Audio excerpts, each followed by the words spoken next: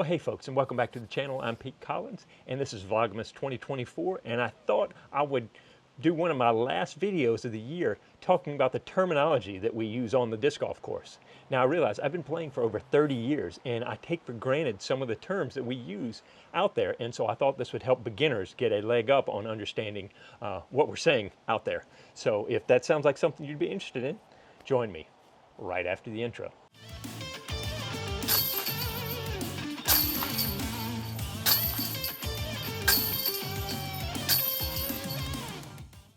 Let's jump right into it and let's get you into some of the terms that you might find you need on the course. Now, there are a bunch of them, so I'm going to try to go fast and in some sort of an order, but it is me, so you just better hang on. Let's see what we can do. The first one is putter. And the putter is going to be the one that you're going to use around the basket to try to putt into the basket, but they can also be used for drives. They don't just have to be used for putting, but they are fatter and slower, usually easier to control, but they just don't go real fast and real far. Next step up is what's called, a lot of times it's called a putt and approach. You can still use these for putters, but they're mostly used for approach shots when you're getting out a little bit farther from the basket and you want to throw up there and still have control to get near the basket. You want to approach the basket. That's where approach disc comes in. Then we have mid-ranges, and you can see they're getting skinnier, and the skinnierness allows them to go a little bit faster, a little bit farther for the most part, but as they get skinnier, they get a little harder to control. And the mid-ranges are kind of that sweet spot between putter and what we're going to talk about later, the distance drivers, and they still have a lot of good control with them, so a lot of people love their mid-ranges. They're kind of right in the middle. Then we have fairway drivers, and these, they don't just have to be used in the fairway, but what they are is they're not quite as fast as what we're going to talk about next. The distance drivers, they're getting skinnier. You can see they're getting nice and thin, but they still have some level of control on them that they don't get quite as squirrely. So when you need good distance and good speed, but you still want to maintain some control, fairway drivers may be the thing for you. Most beginners don't need to go into the next category. They can start, and fairway driver is about as far as you need to go until your arm speed and your distance gets to a certain level. And then finally, once you kind of reach a level of being able to throw the disc far enough and fast enough, you can go to distance drivers, see how skinny they are. And they have the potential to go very fast and very far, but they're harder to control. It's kind of like the difference between a Honda Accord and a Ferrari. Yeah, you know, the Ferrari can do some amazing things, but you've got to be able to control it. And so that's where the distance drivers come in. They have the potential, but they also have the potential for going squirrely on you. And then the final one you may hear a lot is called the utility disc. And that really can be any disc that kind of holds a certain special slot in the bag. They may be super overstable, which we're going to talk about later, that just kind of crash really hard, or they may be super flippy, which we'll talk about. But they can do shots where, like when you're stuck in the woods and you need this special kind of shot, people go, oh, I'm going to use my utility disc for this. Just know it's something that does something special for them so they can scramble out of trouble. Okay, now let's talk about scoring. And disc golf takes its scoring right from golf. And so par, hopefully everybody knows what par is, but it's the average number of shots it should take to get into the basket. In the beginning, all the golf courses were just par threes. So no matter how long they were, you tried to get it in 3 shots.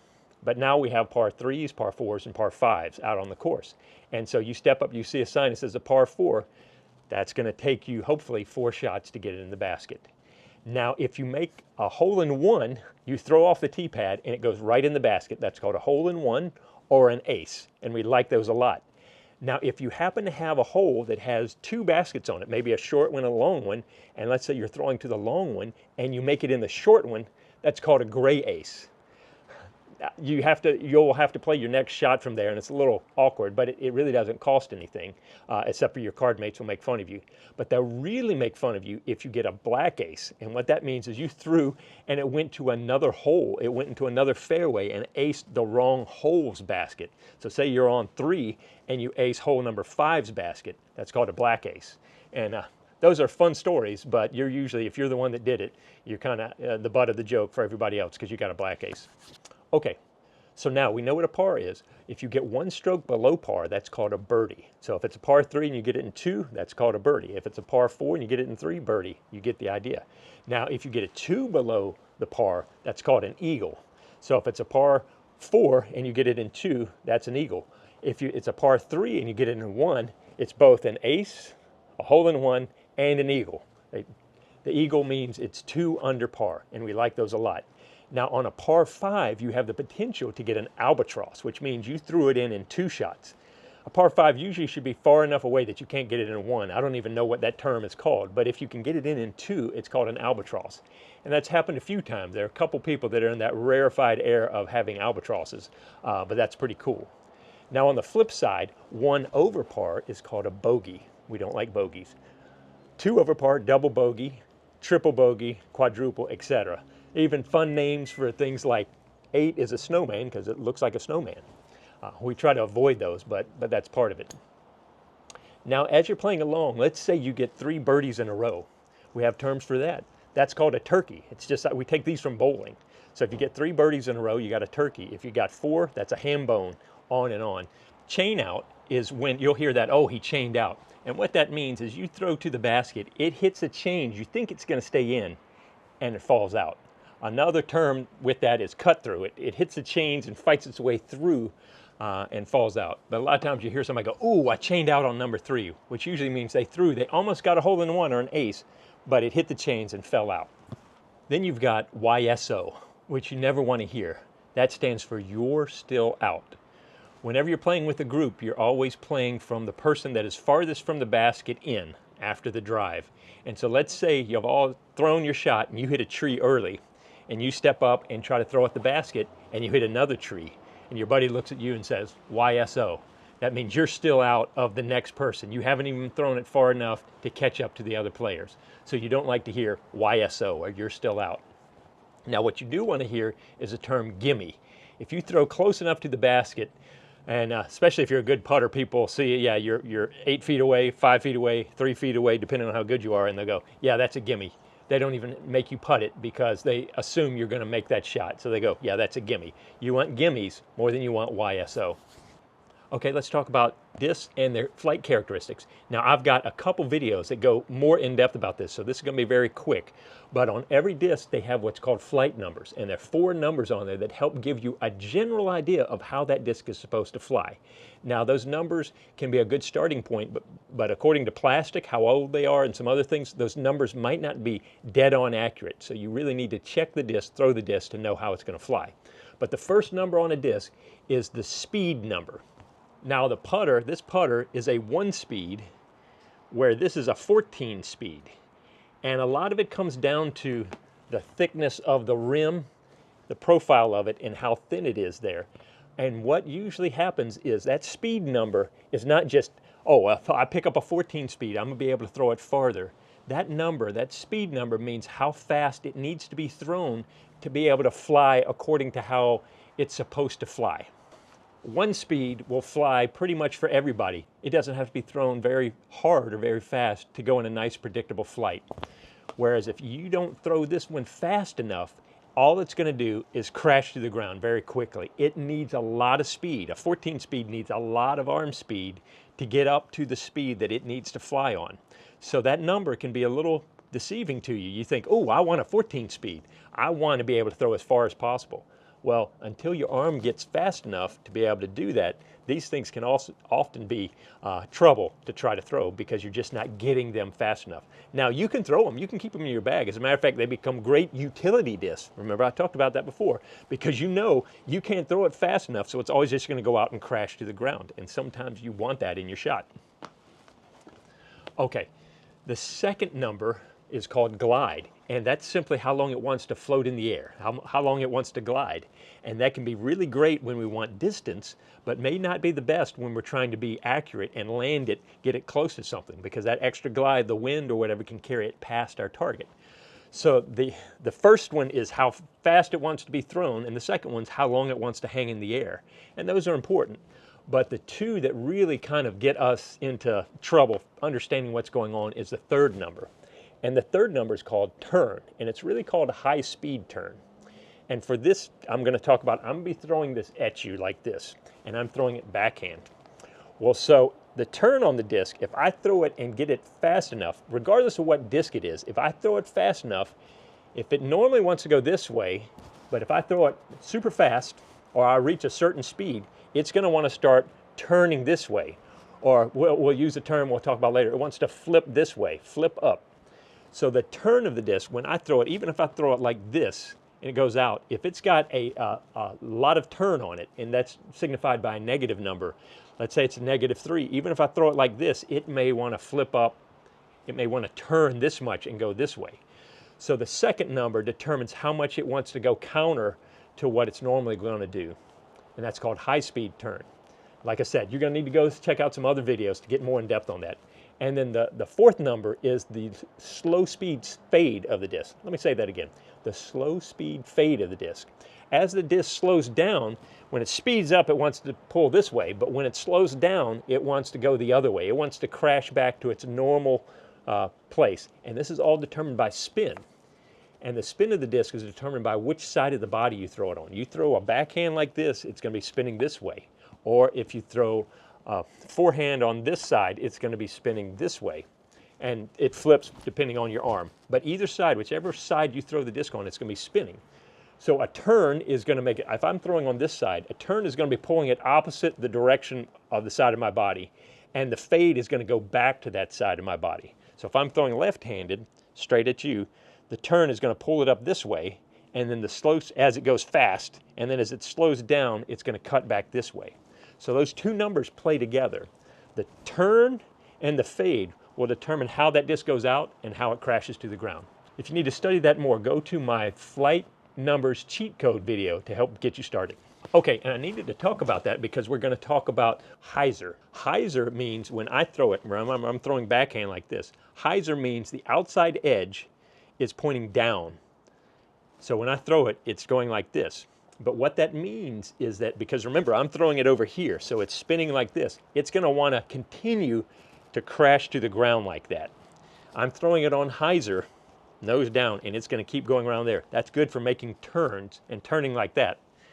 Now, the opposite of that is called Anhyzer, and I'm throwing it like this, but the outside edge is pointing up. And I do this to try to get it to turn the other way. And so we've got Hyzer, nose down, edge down, outside edge down, Anhyzer, outside edge up. Hyzer is going to go left, Anhyzer is going to go right, if all things are equal. Now let's talk about the other confusing terminology, stable or stability. A stable disc means it's flying neutrally. It's flying straight and it's not doing a lot of crazy stuff. It's flying nice and stable. Then we have overstable, and what that means is it's flying and it's really crashing to the ground. It's really wanting to dive and fade hard. Where understable, it really wants to go the opposite. So if I throw a disc that is understable and I throw it flat, it's going to want to turn. When I throw it, it's going to want to turn and go to the right. Whereas an overstable, if I throw it flat, is going to go out and want to crash this way. Well, why is that important? Well, what if I take an overstable disc and I throw it on Anhyzer, the nose up like this? Well, as it goes out, what's going to happen is it's now going to want to fight that turn this way and start to track back and crash back to the left. And that's called a flex shot. What's happened is that, or an S curve, it's going out and it's diving this way, but it's now flipping up and cutting back the other way. And that little transition, that little flex from Anhyzer back to Hyzer is going to give you an extra lift and extra carry and can give you some extra distance. It can also get you around multiple things. Like I may have to go around a tree here, comes out here, and then gets by this other tree and then cuts back. So you can shape a lot of shots based on the stability of the disc and whether you put it on Hyzer or Anhyzer. Okay, when we talk about an overstable disc, a couple other terms that we use for it is beefy and Meathook. If it really, let's say you take a disc and you throw it out and it just crashes hard. They say, oh, that's beefy. It doesn't want to hang in the air. It just wants to crash. Or it's like a Meathook. You just throw it and it hooks down and crashes into the ground. So that's for overstable discs. Understable discs, we will use the term flippy or a lot of times beat. Because as a disc gets beat up, even if it started out, maybe it's a little overstable. It wants to go like this. But as it hits trees, as it gets beat up, it starts to become more understable or more flippy.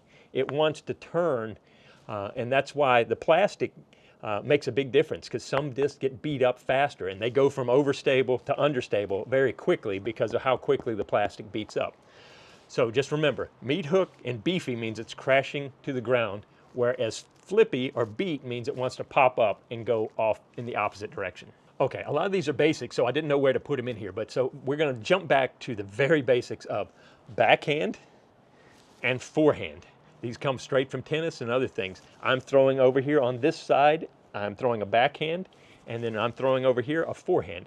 Now, forehand can also have what's called a flick, finger pop, sidearm. I don't know why some get more nicknames than others, but that's all over here. Sidearm, flick, finger pop.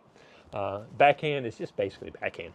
I already talked about the flex shot, but you'll hear that a lot. Ooh, he threw a flex shot. He threw an overstable disc on Anhyzer. It went out, it flexed around and came back the other way. Flip Hyzer is confusing for a lot of people, and what that means, that's simply they took a very understable disc or a very flippy disc and they threw it on Hyzer. Remember, Hyzer means that the disc knows the outside edge is pointing down, but because it's flippy, they threw it fast enough that it flipped up. And hopefully, a lot of times you're wanting to flip up to flat and just hold that. And remember, as it slows down, it wants to crash this way. But if it's flippy, it's going to be fighting that. It's going to be wanting to do this, while at the end, it's going to want to be doing this. And the sum total, those two forces coming together, means it goes straighter, longer. And so a lot of times you'll see people throwing flip Hyzers in woods and stuff like that, because they'll throw it like this, almost fell over, goes up and goes through the gap, and then just starts cruising straight for a long, hopefully long, long way. So you'll hear people go, oh, he threw a beautiful flip Hyzer. And all that means is that they threw it on Hyzer and it flipped up and kept cruising. Now, you'll also hear people say, oh, he threw a turnover shot. And what that basically is throwing it on with the Anhyzer, and you're trying to get it to turn and keep turning to go around things. So you're trying to get it to turn, but not crash back to the left. So that's just simply called a turnover. Oh, he's throwing a turnover to get it around something. Now, the thing you don't want to hear them say is, ooh, he threw a Throwler. Because what that means is you threw it, you maybe tried to throw a turnover, and it went too far and then crashed to the ground and started rolling. We do like to throw rollers. I'm going to talk about that in a second, where we intentionally want it to roll. But if somebody says you threw a Throwler, that means you were trying to throw it in the air and it crashed. And that usually means bad news for the throw, because if they said, oh, nice Throwler, they're being a little sarcastic. Okay, rollers, you can get the disc to the basket any way you want. And sometimes the best shot is a roller. And you can throw a backhand roller, a forehand roller, even a thumber roller, some other stuff. We're going to talk about those. Now, you'll hear people say, oh, he just threw a cut roller. And you're like, well, what's the difference between a roller and a cut roller? Well, a roller, you're usually throwing it out, you're trying to get it to land, it hits the ground and rolls out. And it's going to want to fall over on its lid as it gets to the end of its flight, end of its roll.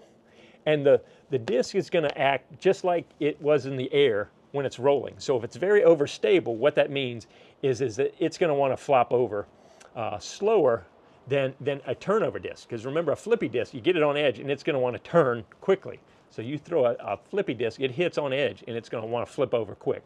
Whereas a stable disc or an overstable disc, it's going to hit and it's going to hold it longer before it flips over. But a cut roller, what you're doing is you're throwing it and it's hitting the ground on such a sharp angle, instead of it rolling straight and cutting to the right, it's holding that edge and cutting back to the left. So most of the time when you're throwing a roller, whichever way the lid lands, that's the direction it's going to finish. But a cut roller actually goes opposite of the lid. And so you just need to know, a cut roller means that you're throwing it on a cut angle so that it goes opposite of what it normally does. And it sounds like a tornado's coming. Another throw you hear people say is a thumber, and these are overhand shots.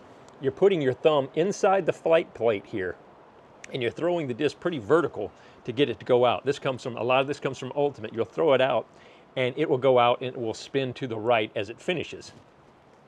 The opposite of that is a tomahawk, where you put the fingers on the inside of the plate, the thumbs on the outside, and you throw it like this, and it's going to spin and cut back to the left. Now, just like with a roller, the stability of the disc helps determine how fast it will spin. The more stable a disc is, the slower it will turn, where the flippier the disc, the faster it'll spin.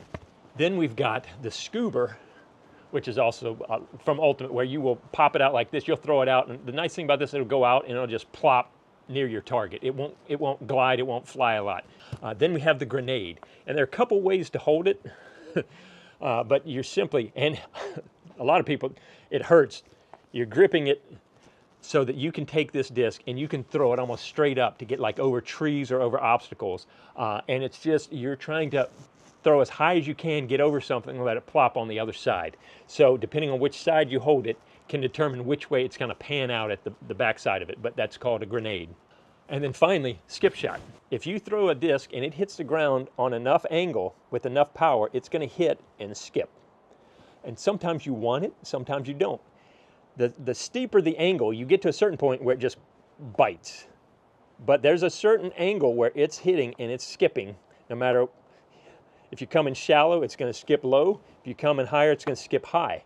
But a lot of times, if you know what the ground is, you can use a skip shot to get you around stuff. Because what happens when it hits, a lot of times it skips and it changes angle and it cuts even harder. So I may need to skip around a tree to get harder back over to the left. So I'm throwing it on this hard edge, hits and cuts around. So a skip shot is a viable shot to try out there. Okay, you hear somebody go, oh, I sawed it off. And all that simply means is they didn't throw it hard enough, straight enough, to get it to go where they wanted to go. They threw it softer or they put it on too much hyzer. It went early and crashed into something, crashed into the trees. They sawed it off instead of going all the way through it. It's a bad shot. Which you could also say, oh, I shanked that, I sawed it off. And shank simply means you threw a bad shot. You just crashed it into the trees. The other side of that, you could say, I shanked that one, I grip locked it, where you held on too long. You threw it here instead of throwing out here. Okay, let's talk about the rules, guys. And the first one is tee order. Tee order is simply saying that there's an order to who tees off every hole. And on the first hole, it's kind of, y'all decide, it may be alphabetical, however you disc or whatever you're doing. That first one doesn't really matter so much. But after the first hole, it always goes by who's got the best score. And so if, in instance, everybody parred the first hole, that tee order stays the same. But if one of the people, let's say the fourth person that on that card got a birdie on the first hole and everybody else parred it, well, the guy in the fourth now becomes the first person to tee off, and then everybody shifts down one. So the tee order is simply taking into consideration who played best on the last hole. So just because you were first on the tee on this hole, you could end up being last on the tee on the next hole if you play badly and the other people play well. And so it's just a way to keep track of who's doing well. You almost, after the first hole, you always kind of want to be the guy teeing off first, because that means you're probably playing the best. So that's why tee order kind of is important. Okay, circle one. Circle one is simply a way to delineate 10 meters out from the basket. And inside circle one, you cannot jump putt, you cannot follow through, you have to stay behind your marker when you putt and show control. If you step forward or fall forward or jump putt inside circle one, that is an illegal throw, a footfault, you'll have to redo it and it could be penalized. So you want to know inside circle one, you have to maintain control. You can't move through your marker when you putt. Otherwise, people could come running up and launch in the air and try to dunk the disc in. You know, that's one of the reasons why they're trying to keep you from doing that. So you don't get, you know, a basketball player could make all kinds of putts just by being able to launch and dunk in the basket. Now, circle two is just another way to delineate the distance from the basket, and that's 20 meters out. And so you'll hear people when you're watching tournaments say, oh, he's inside circle one or he's inside circle two. That's kind of a way to give us a general idea of where the disc lands. Now, ideally, you're in bullseye, which I believe is 10 or 15 feet from the basket. You always want to be in bullseye because that's a sweet spot. But when you hear, oh, he's inside the bullseye, he's really close to the basket. Now, you hear OB, which stands for out of bounds. And OB can be in a creek, in water, on a road. In California, some other places, anything above 2 meters, that's an old rule, but it still exists, where if your disc comes to lie above 2 meters, or in a creek surrounded by water, or out of bounds, a rope delineated, you can't go past here. That's usually what that means, is that's a stroke penalty and you have to take the disc back in bounds. You can never throw from out of bounds. It's an illegal stance if you're standing out of bounds and throwing. Now, you will be able to get a meter relief off of out of bounds even if you didn't get in bounds. And you'll hear people say, hey, I'm going to get my meter. Let's say I land right next to a fence, and out over the fence is OB, but my disc is right next to it. Well, I can't stand out of bounds, but I can't stand behind my disc. I get to move it a meter in so that I can stand behind it. And so that's getting relief from OB, or called take your meter. Then there's something called hazard. Now hazard is, a lot of courses may have something like, they may have, if they're playing on a golf course, may have a sand trap, and say if you land in the sand trap, that's a hazard. And all that means is you get to add, unfortunately you add a stroke to your shot, but you still throw from that place. And that can vary from course to course, tournament to tournament. But the hazard usually is a stroke penalty, but you play it from where it lands. That's what makes it different than OB.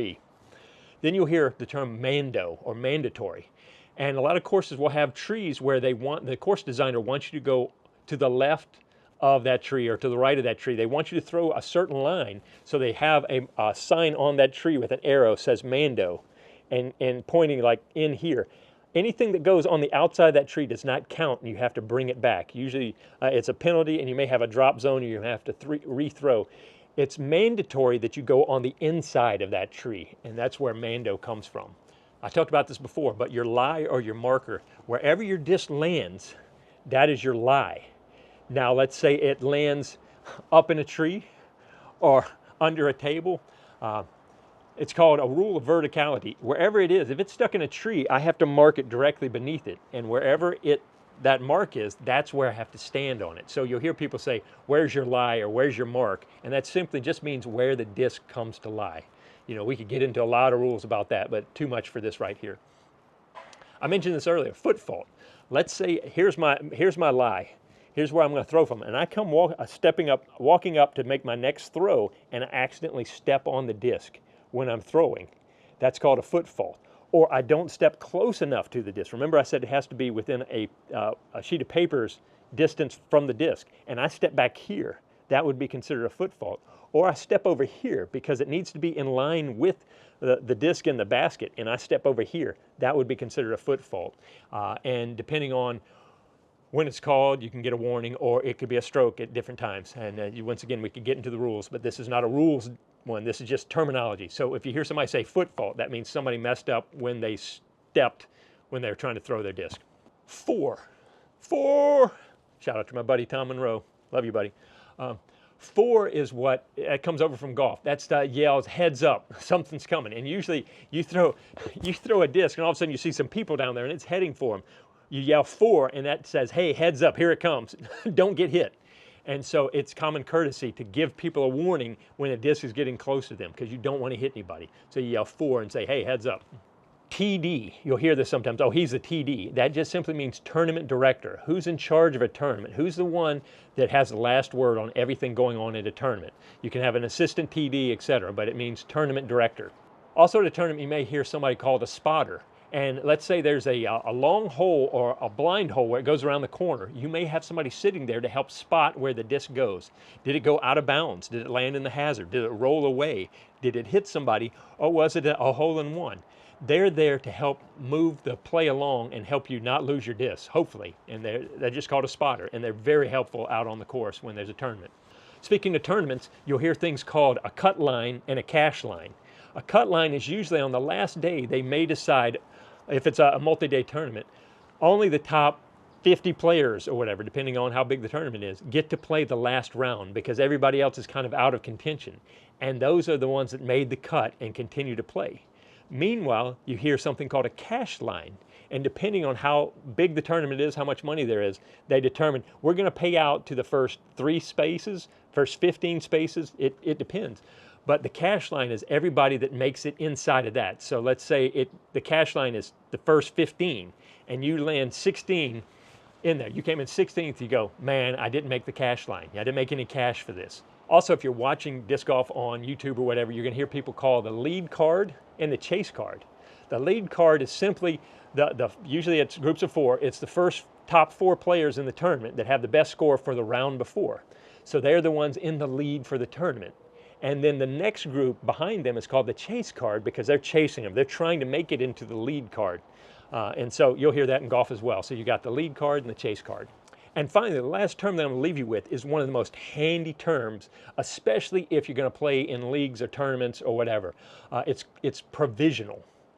And a provisional is any extra throw that you take to be safe in case there's a question about where your disc was, where it goes, etc. Let's say I throw a disc and we can't tell if it made the mandatory or not. and we've got to get a ruling on that. I can say, hey, I'm going to throw a provisional so that I don't have to walk all the way down there, figure it out, and then walk back and rethrow in case I missed it.